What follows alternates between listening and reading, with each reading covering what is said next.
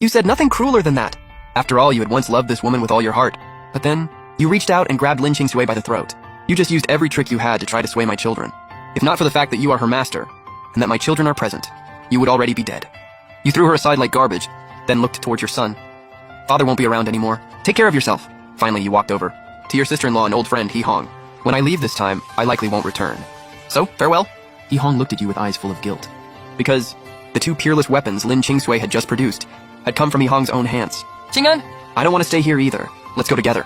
No, Hila. I'm heading to the demon domain. I come from there. We'll stay in contact through voice transmission. If you ever want to see me, come to the demon domain. I'll send someone to escort you. All right, until we meet again. With that, you rose into the sky, and for the first time you let your cultivation aura flow freely, unmasked, and carried your two daughters off into the distant heavens. Everyone present was struck speechless by the sight. That man, he's from the demon domain? And his cultivation is at the peak of the Grand Emperor realm? He's been living among us in the immortal domain all these years. And no one ever noticed? Liu Ruyan's eyes went wide. She had been kept in the dark for all these years. Ruyan and that man is actually from the demon domain. You were right to divorce him. He must have seen you break through to the late stage of the Grand Emperor realm, and felt threatened to his core. Once you break through to the peak of the Grand Emperor realm, your power will crush him without effort. Liu Ruyan nodded. With her talent now, she wasn't far behind even the greatest demon emperor of the past billion years. Half an hour later, you brought your two daughters to the border between the immortal domain and the demon domain. Zixuan, Miao Miao. The demon domain lies just ahead. Are you scared? With Daddy here, we're not afraid of anywhere. Same. Miao Miao isn't scared either. Hearing that, you smiled with warmth and ruffled both daughters' hair. And you're right not to be. Because your daddy has long since been unrivaled. Dad, are you sure you're actually unrivaled? Didn't you teach us that there's always someone stronger, and we should never be arrogant? You two absolutely cannot be arrogant. But your daddy, I happen to be the exception. Because I am the someone stronger that everyone else is afraid of. Hearing that, Lu Zixuan burst out laughing, covering her mouth. Daddy, you're so shameless. Haha, Daddy does have a point. Just barely. Watching your two daughters laugh with joy, every shadow in your heart lifted clean away. Alright, let's go. Daddy's taking you to explore the demon domain. Is there lots of good food in the demon domain? Quite a lot, actually.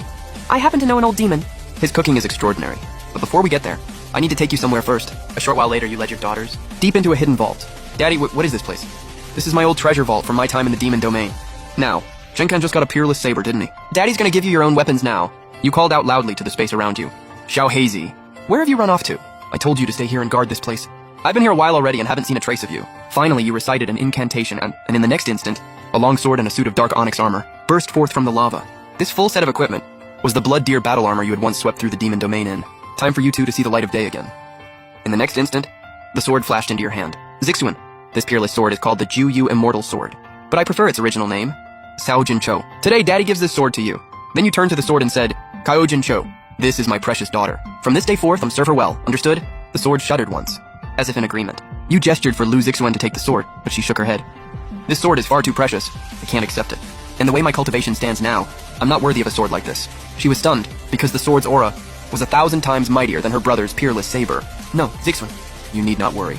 Simply by being my daughter, and carrying my blood, there is nothing in this world you are unworthy of. Only things you don't want. Zixuan burst out laughing. Daddy!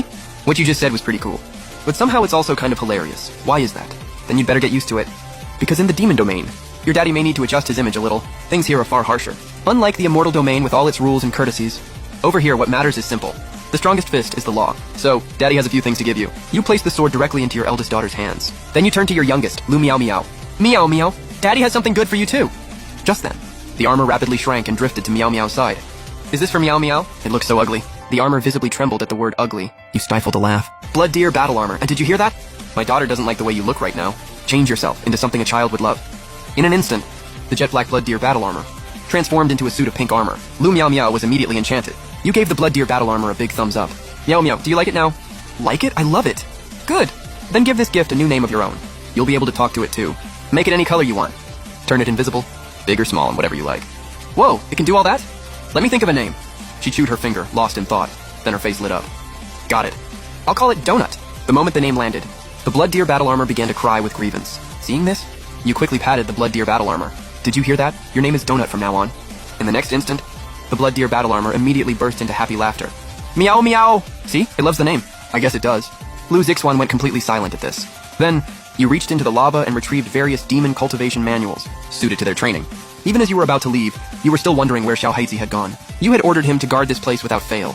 You had been counting on him to watch over both daughters for you, and now there was no sign of him. After leaving the secret vault, you brought your daughters to Moling City, where an old hermit's demon cultivation technique seemed to be a perfect fit for their constitution.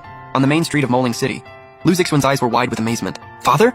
The cities in the demon domain are nothing like what I imagined. I thought it would be all chaos, fighting and killing everywhere. Actually, the cities in the demon domain aren't that different from those in the immortal domain. The cultivation systems are just different, that's all. But just then, Lu Zixuan suddenly called out toward the sky, Father, look, there are people fighting up there.